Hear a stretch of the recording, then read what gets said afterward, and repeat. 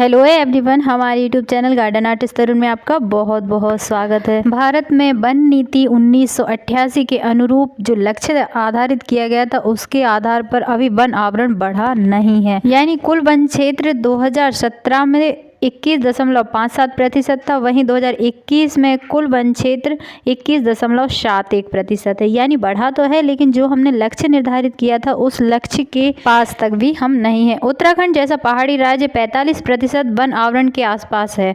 सर्वाधिक जैव विविधता वाले जो क्षेत्र हैं जैसे कि पूर्वोत्तर, वहाँ भी वन का आवरण घटता जा रहा है। अब समझने में ये आएगा कि कहाँ छोटे छोटे पेड़ पौधे लगाने वाले हम और कहाँ इतनी बड़ी बड़ी योजनाओं वाले देश के कानून। तो छोटे स्तर से समझते, आज हम भोजन के रूप में जिस गेहूं की रोटी या चावल खाते हैं वह धान और गेहूं कभी जंगल की उपज ही रही होगी। ठीक इसी तरह सब्जी और दाल का मूल स्रोत भी जंगल ही है। यानी हम हर तरह से जंगल यानी वृक्षों पर ही निर्भर हैं। अब बात करते हैं मतलब की। जी हाँ, मतलब यानी हमें जीवित रहने के लिए सबसे मुख्य चीज़ है प्राणवायु। और वास्तव में हमें प्राणवायु किससे मिलती? एक प्लांट या पौधा या फिर पेड़ से। हम एक वृक्ष का मूल्य केवल उसकी लकड़ी या ज़्यादा से ज़्यादा उसके फल या उस घास से आंकते हैं जो हमें वो प्रत्यक्ष रूप से देता है। लेकिन क्या आप जानते हैं वृक्ष और जो छोटे छोटे पेड़ पौधे हैं वो वातावरण से कार्बन डाइऑक्साइड सोखते हैं और ऑक्सीजन हवा में छोड़ते हैं।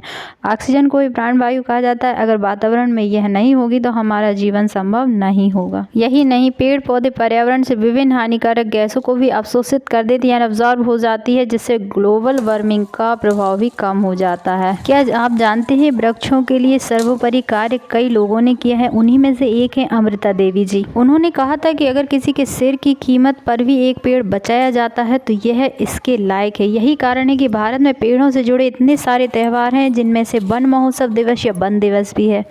इस दिन धरती माँ को बचाने के ऊंचे उद्देश्य धर्म युद्ध के रूप में आज़ादी के तत्काल बाद के.एम. मुंशी जी ने इसे शुरू किया था। वहीं के.एम. मुंशी जी से भी पहले सन 1730 में अमृता देवी बिश्नोई वृक्षों की रक्षा के लिए सैकड़ों लोगों के साथ बलिदान देकर दुनिया में ऐसी मिसाल कायम कर गईं जो न भूतो न भविष्यति है। यानी ना जो पहले कभी सुना हुआ है और ना ही भविष्य में ऐसा कुछ हो सकता है। कहते हैं कि राजस्थान में 1730, मारवाड़ में खेजड़ली में जोधपुर के महाराजा ने हरे वृक्षों को काटने का आदेश दिया था, जिन्हें अमृता देवी बिश्नोई जी ने अपनी 3 बेटियों आशु, रत्नी और भागु के साथ अपने प्राण त्याग दिए थे। उसके बाद 363 से अधिक अन्य बिश्नोई समाज ने इन वृक्षों को बचाने के लिए अपना बलिदान दे दिया। बिश्नोई समाज आज भी वृक्षों और वन्य जीवों के संरक्षण के लिए विश्व भर में एक उदाहरण है। वहीं बरसात का मौसम शुरू होती है, देश भर में वन महोत्सव हरियाली और हरेला नाम से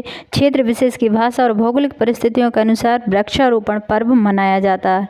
यही कारण है कि पौधों को अपने बाल्यकाल में पर्याप्त जल के साथ वातावरण में नमी और तापमान भी मिल जाता है। तो इन सभी बातों का सार यही निकलता है कि अगर पर्यावरण नहीं बचेगा, प्रकृति नहीं बचेगी, हरियाली नहीं बचेगी, जल नहीं बचेगा, तो ये भी सत्य है कि हम भी नहीं बचेंगे। और ऐसा करते करते एक दिन हमारा अस्तित्व इस पृथ्वी के साथ नहीं बल्कि पहले ही खत्म हो जाएगा। घटती हरियाली और बढ़ती बिल्डिंगों के परिणाम स्वरूप हमें भूकंप, सुनामी जैसे भयंकर तूफान का सामना करना पड़ेगा। तो जितना हो सके उतना अपने घर में हरियाली लगाएं, पेड़ पौधे लगाएं, बेल लगाएं। जितना समय मिले, जितनी जगह मिले ज़रूर करें, क्योंकि यही हमें जीवन देगा।